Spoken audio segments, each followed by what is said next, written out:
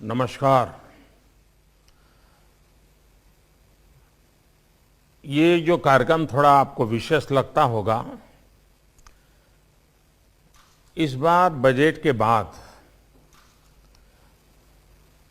हमने तय किया कि बजट में जो चीजें तय की गई हैं, उन्हीं चीजों को लेकर के अलग अलग सेक्टर जिनका इस बजट की प्रावधानों से सीधा संबंध आता है, उनसे विस्तार से बात करें और 1 अप्रैल से जब नया बजट लागू हो तो उसी दिन से सारी योजनाएं भी लागू हों, सारी योजनाएं आगे बढ़े और फरवरी और मार्च इसका भरपूर उपयोग इस तैयारी के लिए किया जाए। बजट जब हमने पहले की तुलना में करीब 1 महीना प्रीपोन किया हुआ है, तो हमारे पास 2 महीने का समय है। उसका मैक्सिमम लाभ हम कैसे लें, और इसलिए लगातार अलग अलग क्षेत्र के लोगों से बात हो रही है। कभी इंफ्रास्ट्रक्चर के संबंधित सबसे बात हुई, कभी डिफेंस सेक्टर से संबंधित सबसे बात हुई। आज मुझे हेल्थ सेक्टर के लोगों से बात करने का मौका मिला है। इस वर्ष के बजट में हेल्थ सेक्टर को जितना बजट आवंटित किया गया है, वो अभूतपूर्व है। ये हर देशवासी को बेहतर स्वास्थ्य सुविधा देने की हमारी प्रतिबद्धता का प्रतीक है।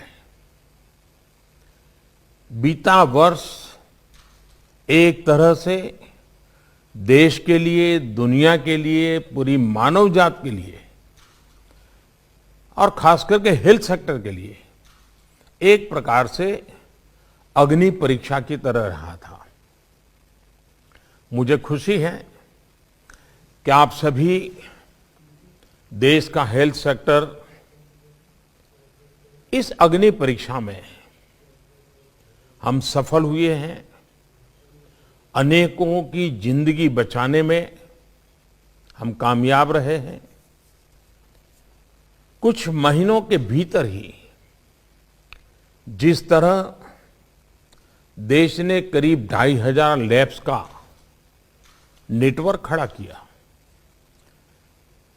कुछ दर्जन टेस्ट से हम आज करीब 21 करोड़ टेस्ट के पड़ाव तक पहुंच पाए। ये सब सरकार और प्राइवेट सेक्टर के साथ मिलकर काम करने से ही संभव हुआ है। साथियों, कोरोना ने हमें ये सबक दिया है कि हमें सिर्फ आज ही महामारी से नहीं लड़ना है, बल्कि भविष्य में आने वाली ऐसी किसी भी स्थिति के लिए भी देश को तैयार करना है।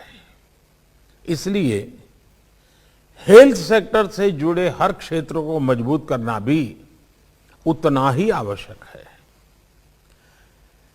मेडिकल इक्विपमेंट से लेकर मेडिसिन्स तक, वेंटिलेटर से लेकर वैक्सीन्स तक, साइंटिफिक रिसर्च से लेकर के सर्वेलेंस इंफ्रास्ट्रक्चर तक, डॉक्टर से लेकर के एपिडेमियोलॉजिस्ट तक, हमें सभी पर ध्यान देना है ताकि देश में भविष्य में किसी भी स्वास्थ्य आपदा के लिए बेहतर तरीके से तैयार रहें। पीएम आत्मनिर्भर स्वस्थ भारत योजना के पीछे मूलतः यही प्रेरणा है। इस योजना के तहत रिसर्च से लेकर टेस्टिंग और ट्रीटमेंट तक देश में ही एक आधुनिक इकोसिस्टम विकसित करना तय किया गया है। पीएम आत्मनिर्भर स्वस्थ भारत योजना हर स्पेक्ट्रम में हमारी क्षमताओं में वृद्धि करेगी। 15वें वित्त आयोग इसकी सिफारिशें स्वीकार करने के बाद हमारी जो लोकल बॉडीज हैं, उनको स्वास्थ्य सेवाओं की व्यवस्थाओं के लिए 70,000 करोड़ रुपए से अधिक अतिरिक्त मिलने वाला है। यानी सरकार का जोर सिर्फ हेल्थ केयर में निवेश पर ही नहीं है, बल्कि देश के दूर दराज वाले इलाकों तक हेल्थ केयर को पहुंचाने का भी है। हमें यह भी ध्यान रखना है कि हेल्थ सेक्टर में किया गया निवेश स्वास्थ्य ही नहीं बल्कि रोजगार के अवसर भी बढ़ाता है। साथियों, कोरोना के दौरान भारत के हेल्थ सेक्टर ने जो मजबूती दिखाई है, अपने जिस अनुभव और अपनी शक्ति का प्रदर्शन किया है, उसे दुनिया ने बहुत बारीकी से नोट किया है। आज पूरे विश्व में भारत के हेल्थ सेक्टर की प्रतिष्ठा और भारत के हेल्थ सेक्टर पर भरोसा एक नए स्तर पर पहुंचा है।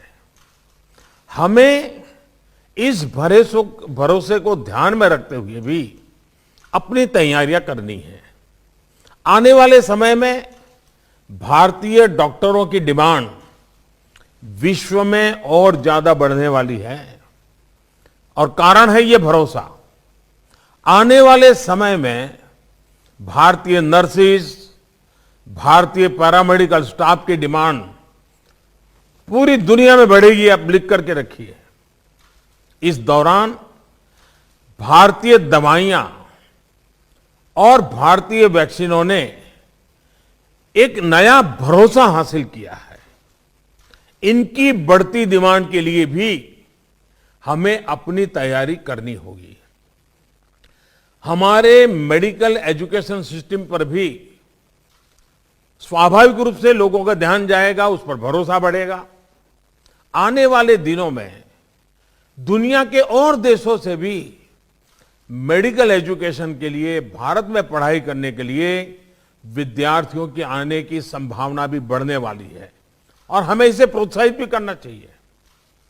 कोरोना के दौरान हमने वेंटिलेटर और अन्य सामान बनाने में जो महारत हासिल कर ली है, इसकी वैश्विक डिमांड पूरी करने के लिए भी भारत को तेजी से काम करना होगा।